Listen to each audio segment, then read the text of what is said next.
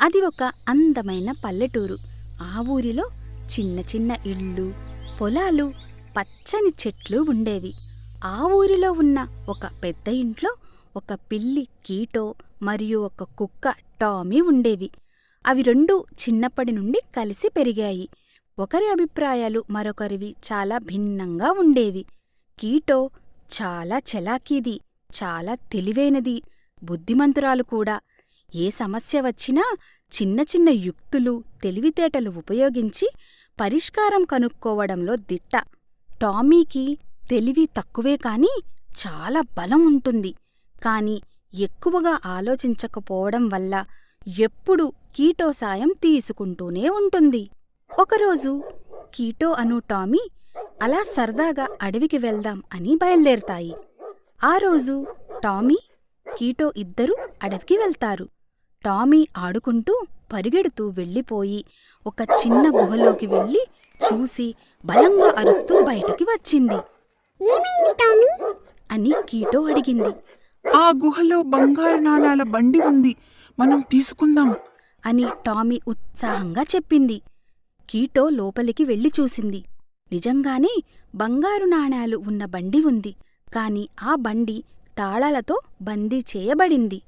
Keto వెంటనే అర్థం చేసుకుంది. ఇది ఎవరో వేటగాళ్ల పన్నాగమే.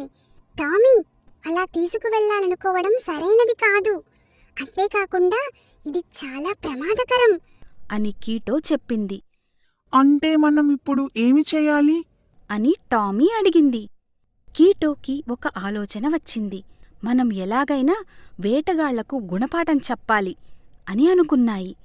అప్పుడు కీటో టామీతో, నీ గొంతు బలంగా ఉంటుంది కాబట్టి ఈ అడవిలో వేరే కుక్కలను పిలవాలి. గట్టిగా అరువు.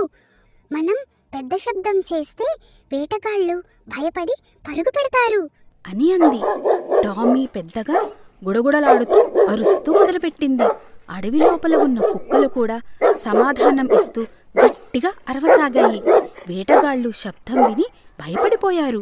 అక్కడ ఎక్కడో పెద్ద జంతువుల గుంపు ఉంది అనుకుని వాళ్లు ఆ బంగారు నాణాల బండి అక్కడే వదిలేసి పరిగెత్తారు.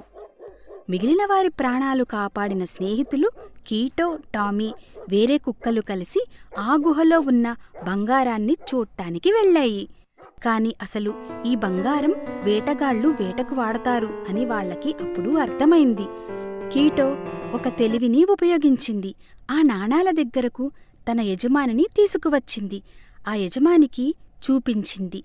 తన యజమాని చాలా సంతోషంతో ఆ బంగారు నాణాలు తీసుకొని సమీప గ్రామంలో ఉన్న వేరే మనుషులకి ఇచ్చి, వేటగాళ్లు ఇటువైపు రావద్దు, ఇంకా ఈ నాణాలు తీసుకొని వాళ్ళనిటు రాకుండా చూడాల్సిన బాధ్యత మీదే, వేరే జంతువులకి హాని జరగటానికి వీల్లేదు అని ఆ యజమాని అక్కడ ఉన్నవాళ్లకి చెప్తాడు.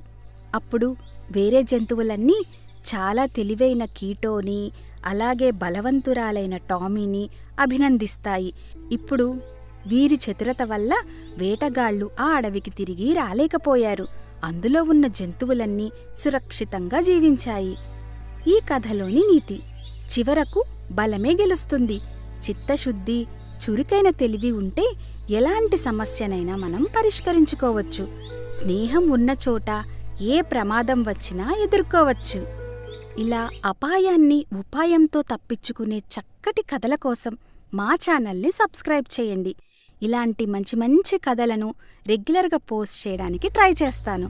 Thank you for watching.